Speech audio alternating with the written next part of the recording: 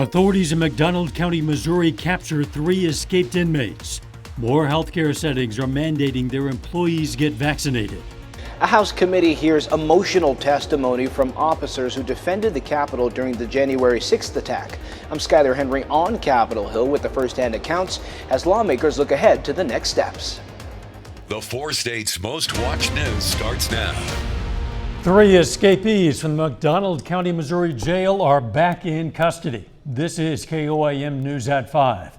McDonald County Sheriff Rob Evenson says authorities captured Santavian Thomas, David Molina, and Carmelo Burgos, all in Knoll, Missouri. The sheriff hasn't released many details, but says no one was hurt in the capture. All 3 inmates had escaped from the McDonald County Detention Center Saturday, where they had been held for violent offenses. Calls for health care settings to mandate vaccines intensify as the Delta variant continues to spread. Nearly 60 healthcare organizations are calling for vaccines to be made mandatory for workers at all healthcare and long-term care settings. Mercy Hospital made vaccination a requirement for their employees earlier this month. The president of Mercy Hospital says he'd like to see all healthcare settings make it a requirement. People have said to me in the past, this is still an experiment. Well, we've given them over 3.8 billion doses of the vaccine of all the kinds that we have worldwide. So after that, I would think that number eliminates the experiment anymore. Yesterday, the U.S. Department of Veterans Affairs made it a requirement for employees in VA hospitals and clinics to be vaccinated.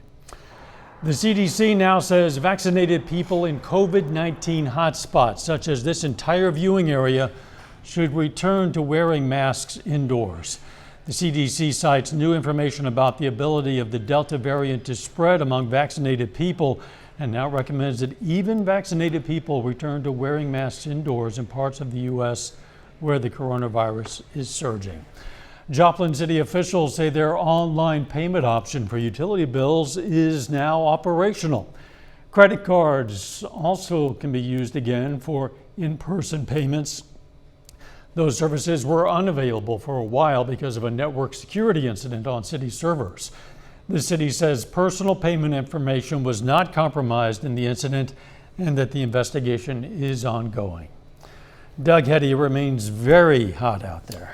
Yeah, super hot day for us today. Most of us mid-90s, but heat index between 105 and 110 across the region. We do have those cumulus clouds that have popped up during the afternoon hours, and we have had a few isolated little showers that have kind of rotated through. Not too much is going on for us now. Most of the isolated storms stay mainly off to our south, but look at our temps. 92, 93, upwards of 97 in Chanute, also Neodesha. And then you factor in the humidity and everybody. We have heat indices anywhere from about 100 upwards to 110 across the region. So super hot. It's going to stay hot through the evening hours. We'll drop back through the 90s, 80s, eventually into the mid 70s later on tonight. When are we going to get some relief? We're going to look at that here in a bit. See you then. For nearly 3.5 hours, the House Select Committee investigating the January 6th Capitol attack heard testimony from several of the law enforcement officers who were there. Reporter Skyler Henry is on Capitol Hill with more from today's hearing. And we want to warn you, some of what you're about to see and hear may be disturbing. We start hunting them down one by one. Compelling and at times explicit video. Multiple capital injuries. Recounting the moments police officers pushed back against thousands swarming the Capitol on January 6th. The indifference shown to my colleagues is disgraceful. It was accompanied by emotional testimony from 4 of the officers who were there. You're gonna die tonight. I could feel myself losing oxygen and recall thinking to myself, this is how I'm going to die. One woman in a pink MAGA shirt yelled, "You hear that, guys? This voted for Joe Biden."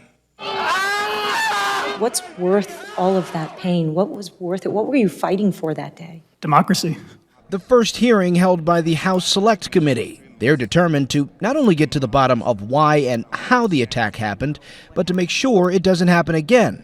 We must also know what happened every minute of that day in the White House. House Minority Leader Kevin McCarthy, while not condoning the events of January 6th, called this hearing a sham, saying it had a predetermined narrative after House Speaker Nancy Pelosi rejected 2 of his picks to serve on the committee. Speaker Pelosi will only pick on people onto the committee that will ask the questions she wants asked. This is a historic moment, and this is a democracy-defending moment.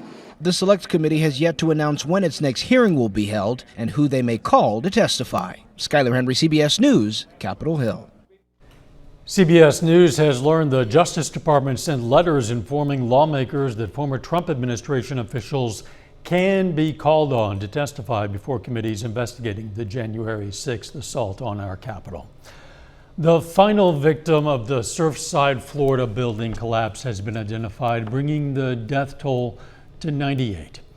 The victim has been identified as 54-year-old Estelle Hedaya. Search teams spent weeks battling the hazards of the rubble, a recurring fire, and Florida's stifling summer heat and thunderstorms. A judge presiding over several lawsuits filed in the collapse aftermath wants the property sold at market rates, which would bring in an estimated $100 million or more. The Georgia man accused of fatally shooting 8 people at 3 Atlanta area spas in March pleaded guilty today to 4 of the killings. 22-year-old Robert Aaron Long pleaded guilty to all 23 counts for the shooting spree that left 4 people dead. Long is sentenced to life without parole on all 4 counts of malice murder. He still faces additional charges related to shootings in Fulton County that left 4 more people dead at 2 other spas in Atlanta. North and South Korea exchanged messages today in communication channels that have been dormant for more than a year and agreed to improve ties. Liaison officials from the Koreas had several phone conversations, including one on a military hotline, and agreed to resume speaking regularly. The rivals used the channels to lay out their positions on issues and even propose broader dialogue. Still ahead, people looking to travel outside of America may have to wait a while as the U.S. State Department deals with delays and backlogs of passport renewal appointments. Topping Health Watch today, one of the companies that manufactures a coronavirus vaccine is now working on developing what would be the first vaccine for malaria. BioNTech says the vaccine is based on mRNA technology. The company plans to start clinical testing by the end of next year. The German company developed a COVID-19 vaccine with its partner Pfizer in 10 months. A second dose of a COVID-19 is safe. The vaccine second dose is safe for people who experience an allergic reaction after the first shot. That's according to doctors at Massachusetts General Hospital, who say about 2% of people have an allergic reaction to their first shot, like itching, hives, or flushing. The majority of patients had no issues after their second shot. Moderate drinking could lower the risk of heart attack, stroke, or death for people with cardiovascular disease.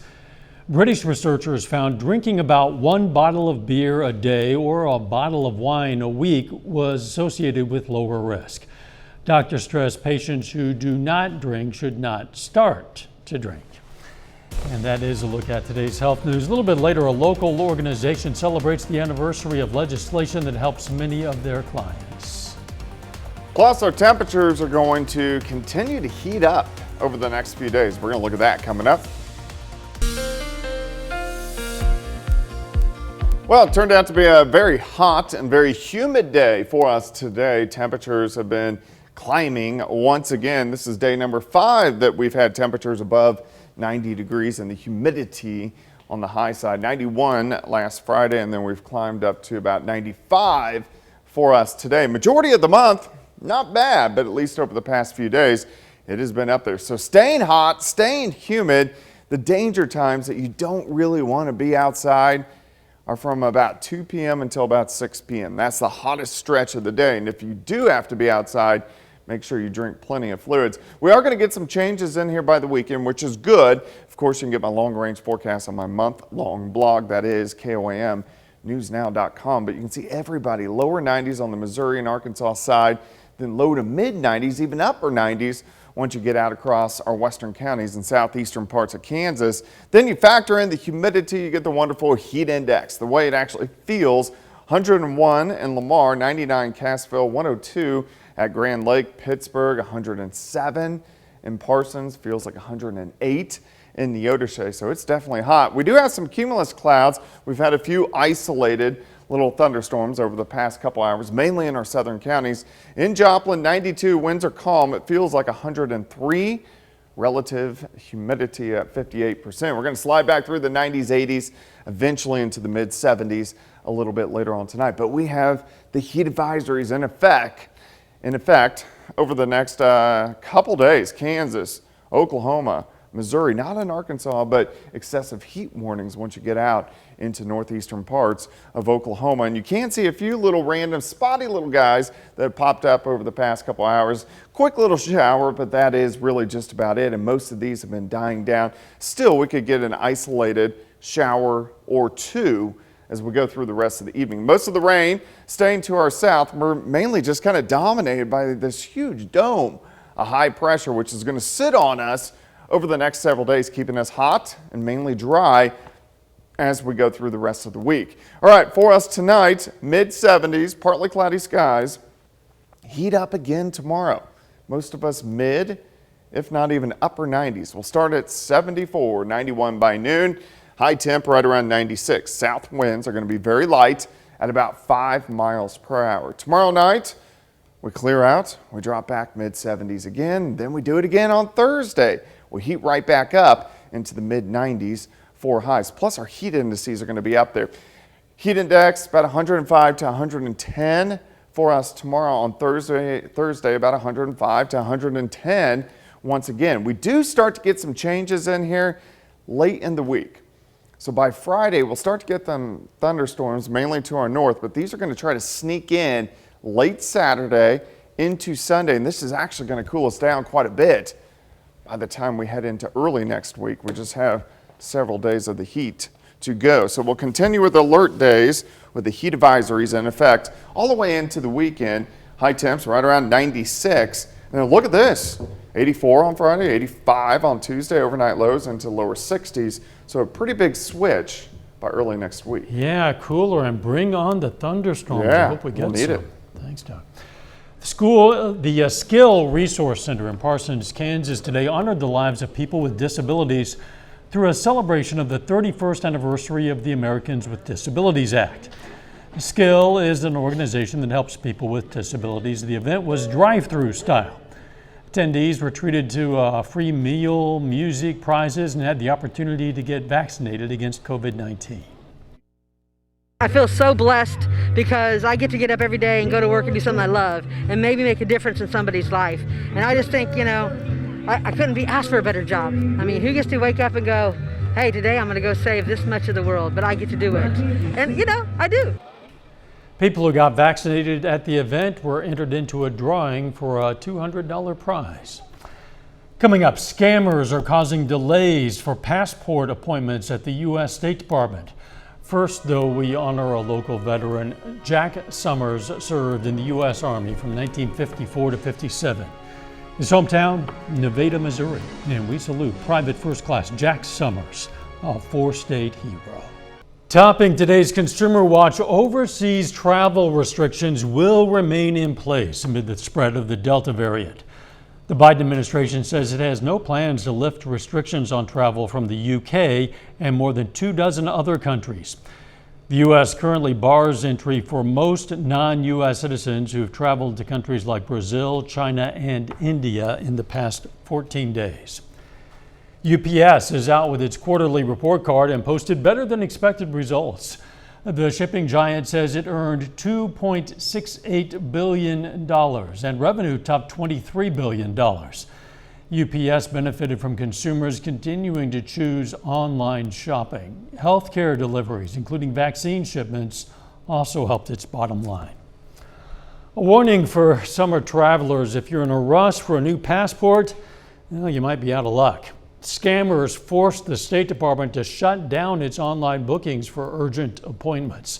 Reporter Meg Oliver has details. Long lines at U.S. passport offices as travelers rush to get their passports after the State Department temporarily shut down the agency's emergency appointment booking site.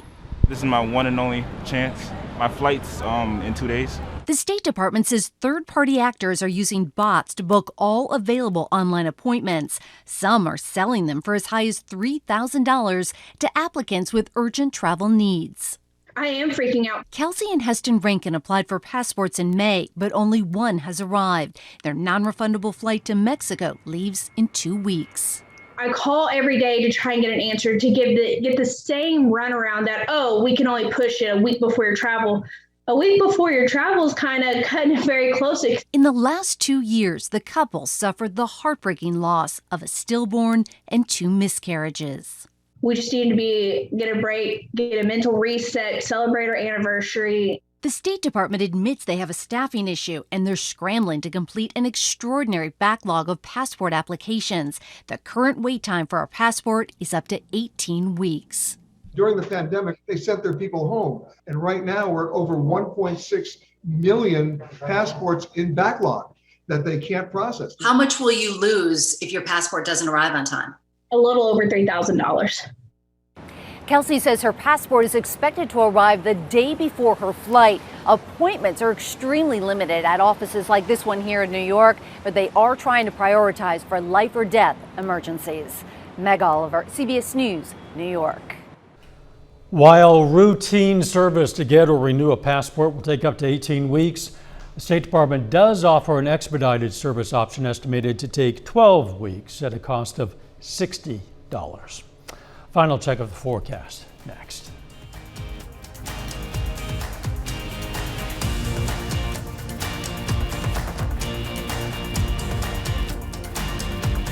CBS Evening News is next. Then on KOAM News at 6, we're going to have more on the push for vaccine mandates among area healthcare companies. Plus, some Oklahoma Democrats are pushing for Governor Stitt to reinstate an emergency declaration. And it's media day for college football. We're going to hear from coaches at Pitt State and Missouri Southern. Hope you stay with us for the CBS Evening News. And then, of course, KOAM News at 6. Hot doesn't seem like an adequate adjective. It's more than that. I know. It's very humid as well, so it just feels nasty outside, especially mid to late afternoon into the early evening hours. And this is what we got to deal with for the next several days. High temps right around 96, heat indices about 105 each day. We do have some thunderstorm chances and some cooler temperatures working in early next week. That'll be welcome. We just have to get to next week. Thanks for joining us. The CBS Evening News is next. And of course, we're going to be right back here for KOAM News at 6. And remember, you can always keep up with the latest news on the KOAM News app. See you at 6. Let's make it a great evening.